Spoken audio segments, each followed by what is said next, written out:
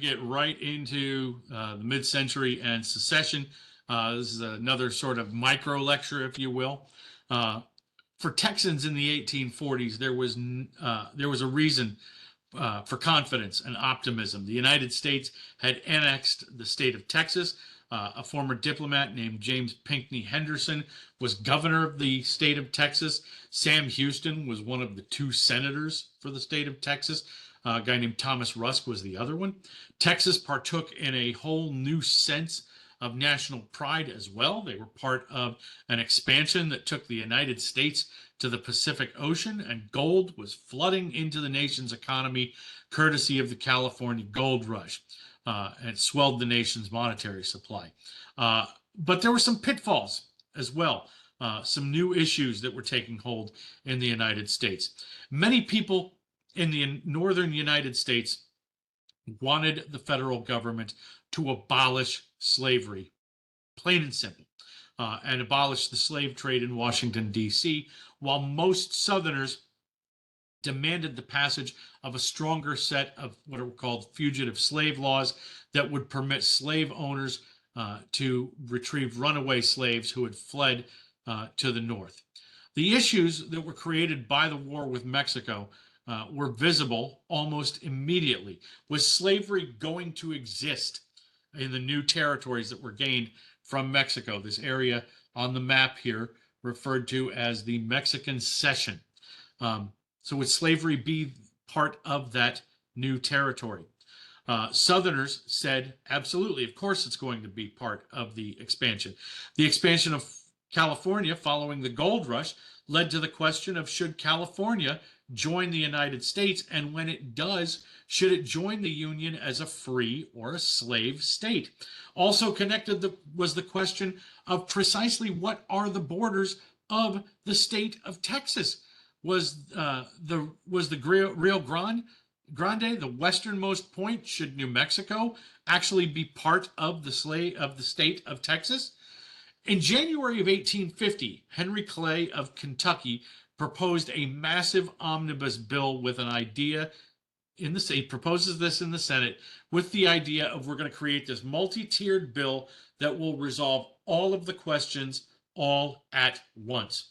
The territories that are acquired from Mexico would be organized without prohibiting the importation of slaves. So they're just not going to say anything about slavery. With one exception, California is going to be organized as a free state. As for Texas and New Mexico, Henry Clay recommended that Texas be denied land claims westward to of the Rio Grande, but that Texans also should be compensated for the land that they did claim west of the Rio Grande. Originally, Texans opposed this idea, but reason replaced their misgivings when negotiators proposed that Texas's westward boundary would extend along the 32nd parallel to the 103rd line longitude, and up along the meridian to the 3630 line. In return for these boundaries, the federal government planned to give the state of Texas $10 million.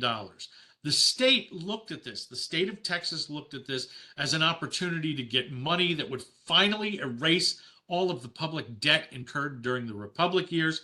And in November of 1850, Texans approved the measure to redraw the state lines in a referendum, and a president of the United States named Millard Fillmore signed this part, the last part of that compromise, into law. Now, there were other parts of the compromise, as you can see on the screen. A strong fugitive slave act, that there would be what's called popular sovereignty in the rest of the states, okay, where the states would actually decide for themselves whether they're going to be free or slave territory. But the omnibus bill, as Clay has called it, it is not signed in as one big, gigantic bill. It's broken up into component parts. Each one of the things you see on the screen is broken up into a separate bill and sent through the House and the Senate individually, and then signed, they pass and get signed by the president, with different coalitions of people supporting different parts of the agenda.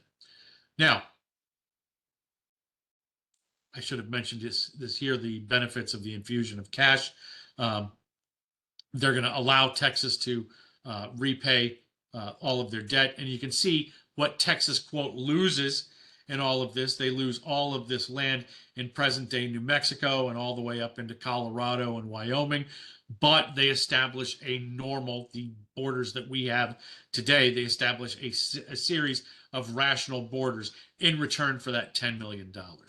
Now, although the bigger issues that were affecting the state were largely affecting the Deep South were largely unimportant in Texas, the state of Texas still had a large amount of political conflict throughout the 1850s. Traditionally, Texans adhered to the principles of the Democratic Party of the era, although, as noted, Texans tended to run on personality as opposed to party. Texans had always associated the Democratic Party with Andrew Jackson and with Sam Houston, war heroes who embodied the ideology of the triumph of the common man. Now, although the Democratic Party is going to remain entrenched in Texas, in the mid 1850s, it began to depart a little bit from Jacksonian principles. This restructuring stemmed from a number of factors. Okay? The largest of which was the establishment of a new political party in this era called the Whig Party. The Whig Party was only active in the 1840s and early 50s. Okay? The Whig Party's strength lay mainly in urban counties where the Whigs found support among planters, mercantile traders, and professionals. Economic expansion, internal improvements, banking to enhance business climates, loyalty to the Union, an emphasis on the importance of nationhood or nationalism. These are all prominent values that the Whig Party got behind, as well as quote unquote American Protestant values. These are all part and parcel of the Whig Party. The Whig Party's name, they took their name quite literally from protest political parties in England. Whig literally meant protest. So when people in the United States created what they were going to envision as a quote protest party, they said, well, let's not call ourselves the protest party, let's call ourselves the Whig Party, and it stuck.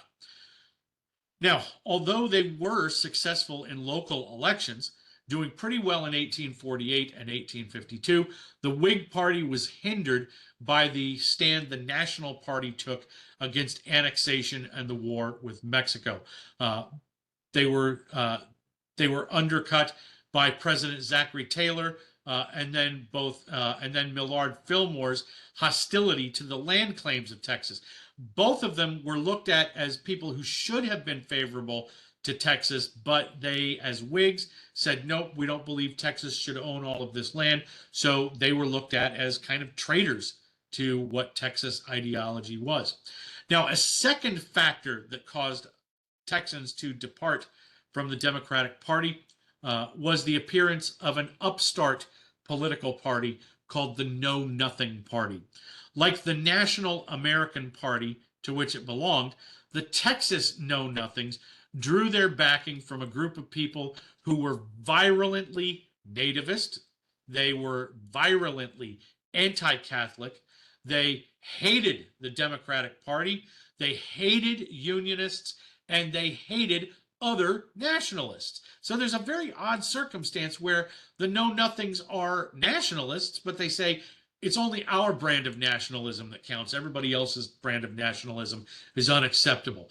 The Texas, quote, American Party also preferred to go by the nickname the Know Nothing Party. The American Party, nationally speaking, did not like this name, but Texans embraced the nickname the Know Nothings, which was a callback to when they were a semi-secret order that instructed their members to reply, I know nothing, when they would even be questioned about the group's existence.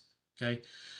With Tejanos and Mexicanos and German immigrants who were mostly Catholic, these were natural opponents of the Know Nothings in Texas. So there was kind of a natural base, if you will, for Know Nothings in the state of Texas. Know Nothings also distrusted the Democratic Party because they believed that the Democratic Party threatened the Union's future with the passage of a law called the Kansas-Nebraska Act in 1854. The Know Nothings held that they were the defenders, the sole defenders of the nation's future in the face of the Democratic Party's efforts to create constant conflict in this country. Other groups, alarmed by the events of the 1850s, found elements of the Know Nothings attractive.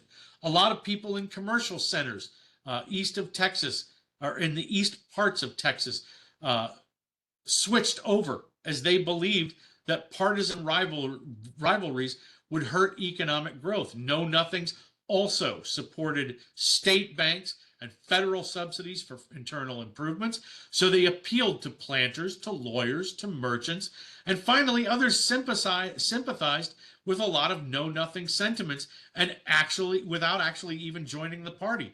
In the election of 1854, for example, the national elections, Know Nothings won mayoral offices in San Antonio, in Austin, in Galveston.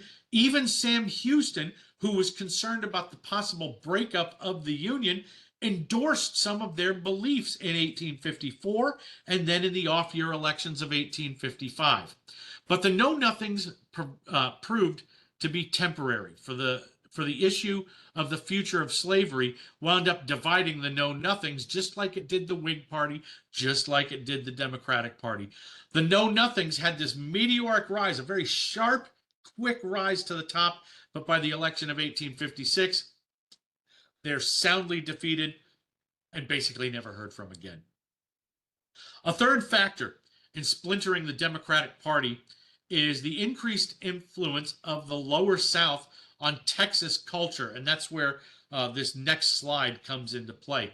Know Nothings had siphoned off a lot of Union Democrats like Sam Houston, leaving Southerners in control of the state Democratic Party and Southerners from parts of the, quote, Deep South. This is what allowed people like Harold R. Runnels, or Hardin R. Runnels, the guy in the top right, who favored reopening the slave trade, to overcome Sam Houston's challenge to the governorship and win in 1857. Deep South Democrats, calling themselves, quote, fire eaters, advocated immediate, unconditional secession from the United States and defended slavery as essential to the preservation of the Southern way of life. They championed white supremacy and guarded the idea of states' rights, a state's right to do as they saw fit with the institution of slavery. They endorsed a group of people called the Knights of the Golden Circle, a group that was based in Texas, dedicated to creating, as they saw it, as they put it, a slave-holding empire all the way to the Caribbean, and condemned a new party that was starting to emerge called the Republican Party. Now, one of the famous fire eaters that you see here on the screen is a guy pictured in the middle, a guy named Edmund Ruffin from South Carolina, who had a lot of allies in Texas. Edmund Ruffin is going to be the guy who literally fires the first shot of the American Civil War. Now, the Republican Party, which I've kind of mentioned in passing here, also hindered the Democratic Party in Texas, not because Texans disagreed over the issue of slavery, but they disagreed over how to deal with the Republican Party. The party emerged, the Republican Party, the modern Republican Party, emerged following the passage of the Kansas-Nebraska Act, which in 1854 opened the territories of Kansas and Nebraska, which you can see represented on the screen here in purple. They're opened to white settlement. And by opening these two territories to white settlement, it opened the question of expanding slavery into these particular areas. Now, there's a reason why this is problematic, and I'm going to kind of draw on the screen a little bit here. This is problematic for a couple of reasons. First of all, both of these territories are above something called the 3630 line, or the Missouri Compromise line. In 1820, the United States compromised, bringing Missouri in as a slave state. They brought Missouri in as a slave state, saying that, okay, we'll bring it in as a slave state, but anything north of 3630 in the Louisiana Purchase territory, which is essentially this red boundary that I'm drawing on the board right now. Anything in the Louisiana Purchase territory that's above the 3630 line, no slavery. So for a lot of Northerners, a lot of abolitionists, the question about whether you allow slavery in Kansas or Nebraska has already been decided. Why are we, quote, relitigating this, to use a modern phrase? So what winds up developing here, courtesy of the Kansas and Nebraska Act, is a situation called the Bleeding Kansas problem, in which a regional civil war between pro-slavery and anti-slavery factions breaks out. Republican opposition to slavery in the new territories and the heated rhetoric about the immorality of slavery aroused fears that the Republicans had only Northern abolitionist interests in mind. They did not care about the rest of the country. They didn't care about Southerners, didn't care about slaveholders, could not have cared less about any of this stuff. So in response, a large number of Texans turned to the ultra-Southern wing of the Democratic Party, those so-called fire eaters, like Edmund Ruffin, the guy we pictured on the previous screen here. Now, it all starts to fall apart in the election of 1860. In 1860, the Democratic Party met in Charleston, South Carolina, to nominate their candidate for president. Now, they couldn't agree on anything. They couldn't agree on a platform. They couldn't agree on an actual nominee. So they decided, we're going to reconvene. We're going to just shut the whole process down. We'll meet in Baltimore, Maryland in June. However, they failed again. And ultimately, what winds up happening is the Southern Democrats decide, we don't need the Northern Democrats. We're going to have our own convention. They do it in Charleston, South Carolina, and they nominate a guy named John C. Breckinridge, this guy kind of in the middle of the screen here that I'm circling with my cursor. They nominate him as their candidate. Northerners decided, well, we can do the same thing. We're going to have our own candidate or our own convention, and Northern Democrats got together and nominated Stephen Douglas as their candidate.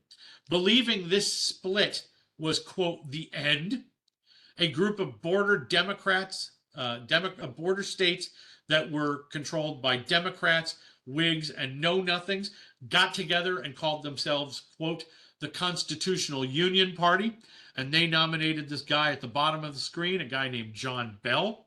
Meanwhile, the Republican Party held their first national nominating convention, and they wanted a guy who was not going to be controversial. Their first choice was a guy named William Seward, but William Seward kind of stepped into it, so to speak. William Seward proved himself to be controversial by saying that, quote, a higher law than God's law a higher law than the Constitution exists, meaning God's law. And he said that law prohibits slavery. So a lot of Republicans looked at Seward and said, this guy's too radical. And finally, they nominated a guy named Abraham Lincoln to be their presidential candidate. Now, Abraham Lincoln was an interesting candidate for the era. Abraham Lincoln held personally that slavery was morally wrong. He personally believed that slavery should be kept out of the territories. But he also said that he said very specifically, he did not favor abolition in areas where slavery presently existed. He even gave a speech called the Cooper Union Address, where he said, as president, I don't even think I have the authority to touch slavery. So don't worry about me doing that, because I don't have the power. At least I don't think I have the power to do it. So the Texas Democrats faced an excruciating decision in 1860. A decision over who do we support? Do we support the Southern Democrats nominee? Do we support the quote, the Northern Democrats nominee? Should we support the Constitutional Union Party? Should we support Abraham Lincoln? Almost nobody believed that. But at the end of the day, when the election of 1860 happens, as you can see on the electoral map here, that Texans did, in fact, go with the Southern Democrats candidate. They go with John Breckinridge, and largely because Breckinridge mirrored their own pro-slavery sentiments. But the election also held some much deeper, much more grim news, because if you can, as you can see by this, and again, I'm not going to hold you to the numbers, but you can see Abraham Lincoln won a plurality. Sorry, my cursor is not working here for some reason. He won a plurality in the popular vote. He won 40% of the popular vote, but the electoral vote is the one that counts. He won 59% of the electoral vote, which means Abraham Lincoln is, as of November 1860, he is the president-elect of the United States. He wins. This is a very important point to note here. Abraham Lincoln wins the presidency without a single electoral vote from the South. If you look at all of these southern states, they either go for Breckinridge. There is one southern state that goes for Stephen Douglas. And then the other states, the border states, wind up going for that Constitutional Union Party and John Bell. So Lincoln gets no support out of the South. Now, with Lincoln as the president-elect of the United States, sorry, I should have had this up here on the screen. With Lincoln as president, Texans believed that he would ignore the frontier concerns they had, that he would also push for tariffs, taxes on imported goods, and he would push for internal improvement programs that Southerners simply did not support. So when it came right down to it, they also believed that he would clearly bar slavery from from the territories, which he said he would do. And contrary to what he said, they believed he would end slavery where it existed. So on December 20th, 1860, when the electoral votes are tallied up, on December 20th, 1860, South Carolina seceded from the United States, and this advanced the cause of Texas secessionists. And now the party leader, the Democrats' party leader, requested that the newly elected governor of Texas, Sam Houston, convene a special legislative session of the Texas legislature to create a a secession convention. Now, this is not unanimous by any stretch of the imagination. Sam Houston, in particular, opposed secession and fought to avert all of this from the day he was elected governor to the day he left. But as state after state after state from the lower South issued orders of secession, even moderate Texans began to ultimately say, well, secession is the only option. We have to secede from the United States. The very preservation, this is their position, the very preservation of the state of Texas's, quote, way of life made secession essential. Now, the preservation of the way of life is pretty vague. Okay? It's not a particularly clear decision here, but this was the pressure. This was the point that they were making in arguing for secession. And although Houston continued to resist, the Democratic Party leaders responded to a growing pressure by summoning Texans to what was called a People's Convention. And on December 17th, 1861, December 17th, 1860, Sam Houston finally agreed to call the legislature into special session, which met on January 21st, 1861. On January 28th, 1861, the delegates voted for a secession convention. They voted at this convention, they voted 166 to 8 for secession. Now, Houston had asked that the final vote again about secession be put to a referendum, and these political leaders readily agreed to this. On February 23rd, 1861, the referendum was held, and you can see on the screen here, secession people voted 3-1 for secession, 46,000 and change for secession versus 15,000 against secession. So, as Sam Houston saw it, and as many other people in Texas saw it, quote, this is a direct quote, Texas abandoned her separate national existence and consented to become one of the confederated states to promote her welfare, ensure domestic tranquility, and secure more substantially the blessings of peace and liberty to her people. This is part now of their secession statement. She was received into the Confederacy with her own constitution under the guarantee of the federal constitution and the compact of annexation that she should enjoy these blessings. She was received as a commonwealth holding, maintaining, and protecting the institution known as Negro slavery, the servitude of the African to the white race within her limits, a relation that had existed from the first settlement of her wilderness by the white race, and which her people intended should exist in all future time. Her existence, her institutions, and geographic position established the strongest ties between her and other slaveholding states of the Confederacy. Those ties have been strengthened by association in all of the non-slaveholding states, a violation of that good faith and comity which should exist between entirely distinct nations.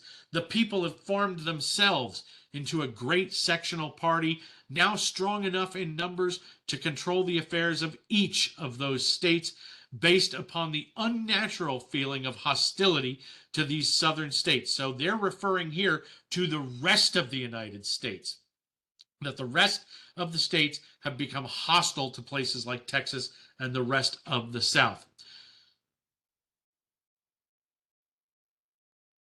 Proclaiming the debasing doctrine of equality of men, irrespective of race or color, a doctrine at war with nature, in opposition to the experience of mankind, and in violation of the plainest revelations of the divine law. They demand the abolition of Negro slavery throughout the Confederacy, the recognition of political equality between white and Negro races, and avow their determination to press their crusade against us so long as the Negro slave remains in these states. Finally, by the combined sectional vote of the 17 non-slaveholding states, they have elected as a vice president and president of the entire country two men whose chief claims to such high positions are their approval of these long-continued wrongs, and their pledges to continue them to the final consummation of these schemes for the ruin of the slaveholding states. In view of these and many other facts, it is met that our own views should be distinctly proclaimed. We hold as undeniable truths that the governments of the United States and of the Confederacy itself were established exclusively by the white race, for themselves and their posterity, that the African race had no agency in their establishment, that they were rightfully held and regarded as inferior and a dependent race, and in that condition only could their existence in this country be rendered beneficial or tolerable. That in this free government all white men are and of right ought to be entitled to equal civil and political rights, that the servitude of the African race as existing in these states is mutually beneficial to both bond and free. So they're proclaiming once again that slavery is good for us, but it's also good for the enslaved. And it is abundantly authorized and justified by the experience of mankind and the revealed will of the Almighty Creator as recognized by all Christian nations, while the destruction of the existing relations between the two races as advocated by our sectional enemies would bring inevitable calamity upon both and desolation upon the 15 slave-holding states. So the Texas secession referendum is pretty damned clear. They're not seceding over economic issues. They're not seceding over states' rights. They're not seceding over any other thing. They're not seceding over tariffs or anything like that. They are seceding to protect slavery. In all of that stuff that I just read to you, there was not one word about tariffs. There was not one word about economics. There wasn't one word about any of this other stuff. The only thing they sought to protect and defend was slavery.